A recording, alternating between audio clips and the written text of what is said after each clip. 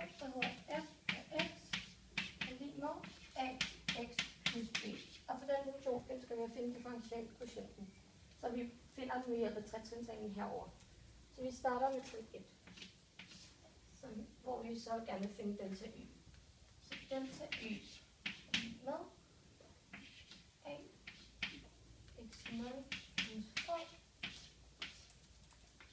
plus b minus x0 plus b.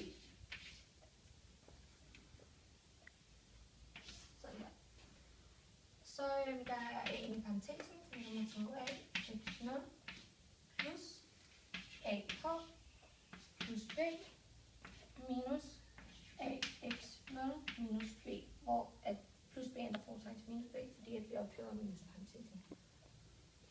Og det kan vi så se, hvad der går ud med hinanden, og vi har ax0, der går ud med minus ax0, og plus b, der går ud med minus b, og så har vi altså, at delta y er lige med ah.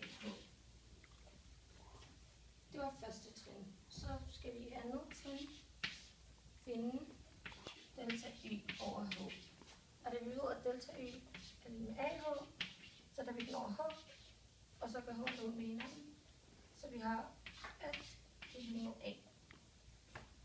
Og tredje trin, der har vi, at delta y over h har vi lige fundet a, og det h er lige 0, ja det er altså a.